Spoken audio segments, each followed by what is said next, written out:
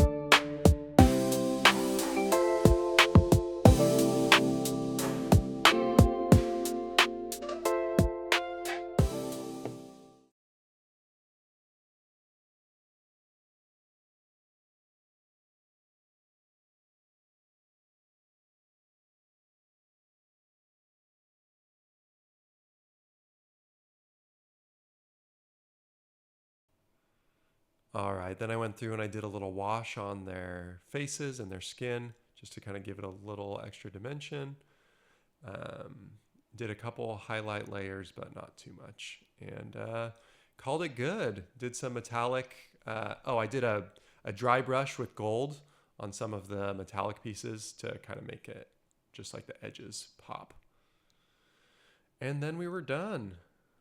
And got these cool bases off of Amazon. I use the same bases for everything, so they're kind of consistent. And then just super glue them onto the bases. This is my first time using this super ultra thin super glue, and I got it on my hands, so watch out for that. But got them based. I like just plain black bases. I know a lot of people get like real into basing, but I think the black bases look nice. And then we were on to the actual character creation. So the way your army building in Brutality works is you take your miniatures and you match to stat blocks that are in the book. So you have this list of stat blocks. You can choose a basic melee fighter, or you can choose an upgrade that has some kind of ability. So in this example, the basic melee fighter is there, but then you can pick a cavalry unit that has more range or like can move further, essentially. So for whatever your miniature is, you pick a stat block that you think matches that. And then there's some additional steps to customize it. So you get to add traits and then a model ability. So it gives you quite a bit of customization for as like quick and easy of a process as this is. So we're starting with Vi here. For Vi, I picked the Fighter trait, which is a melee class. This model's melee attack resolves first in close combat. I thought that was really thematic with Vi, who, is super quick on punching people. For traits, I gave her a +1 fighting skill and +2 movement to kind of give her extra mobility. Seemed like Vi moves around a lot and kind of flies in and hits people. I also gave her the Sturdy model ability, which means that when she suffers a wound chart roll, it results in a 1 through a 4. Then on to Jinx. Jinx was a ranged character, and I picked Sentry for her. Basically what Sentry does when a enemy model approaches, they can shoot a reaction shot, which I thought was cool with Jinx. She's always whipping out her pistol and shooting people. I also gave her a power to, I gave her a 6-inch power, which is Aura, as one of her traits. And that just basically lets her buff one of her allies with like an offensive buff. I thought that'd be cool for like giving grenades to Vi or something. And then also +1 dex, just to make her harder to hit. And then I gave her the point blank ability. This model's ranged attack gets +1 to hit for targets within half of max range. It seems like Jinx is always getting in close combat, even though she's a ranged character in the show. So went with that. She's not a sniper. She gets in there and just lays waste to people. And then for faction traits, I went with gadgets. We got our Hex Tech gadgets that we're throwing out there. And this gave my models an advantage to being charged. It makes it harder for enemy models to charge them. And it also lets them do a couple cool things. So I was happy with the character creation. It felt authentic to these characters. I didn't know if it would be any good because it's my first time playing this game, but I tried to pick something that would synergize well, like a fighter and then a ranged character that can stay close to the fighter, buff them, and protect them. And it worked okay. It wasn't amazing, but it was okay. So I get to my friend's house and we're ready to start playing. There were 5 of us and we were just going to do a free-for-all. We set up this really cool map, kind of a mix of sci-fi and fantasy terrain. You can see we kind of went off the board here to make it the right 36 by 36 size, but got to throw down some cool terrain. And I love that the genres are mixed. So typically with my terrain, I have a box of sci-fi terrain and a box of fantasy terrain, and I got to pull out both boxes. So that was a good time. We did our deployment in the corners. I don't have a picture of it, but I put them both right next to that rock there so that they'd be safe. I put Vi in the front, and then very quickly I ran out and engaged with these Necron, whatever, bad guys that one of my friends was playing. And he had an Augmenter and an Executioner. And there was a lot of other stuff going on at the table, but most of my fighting just ended up being between the two of us. A little tit for tat. He ended up killing Vi pretty close to the beginning. He was able to get a bunch of auras that just jacked up Vi in the beginning. Then Jinx was able to get in some good shots, but did not get the kill, unfortunately. So his Executioner... she was even getting back shots, and still I was just rolling poorly. And eventually the Executioner came around and did me dirty and took out Vi. So I was not the first one out of that combat, but I did lose. The winner actually was running one monster model, and they just sat on the objective and scored a bunch of points that way and killed people. But it was a fun game. I had a lot of fun, got to try out some different things, and felt like I figured out how to work my characters pretty well. Then we played another round. This one we did teams, so we did 2v2 because one of our friends had to leave. And I just love this map we set up. We just set up like a little beach town, kind of more fantasy vibes, but little beach town terrain, and I thought it was super cool. So this one deployed Jinx into this building up on the hill here, and then I put Vi down on the ground to run for a quick objective. Vi was able to run up to the objective, but then ended up getting killed. That seems to be a theme for how I was using these models, unfortunately. My ally ran up to the ship and got a quick point by scoring the objective on this ship. And that was basically all we did that was good. After that, our opponents were really well, basically their lists were a lot better than ours. So both of me and my ally had a fighter and a ranged. Our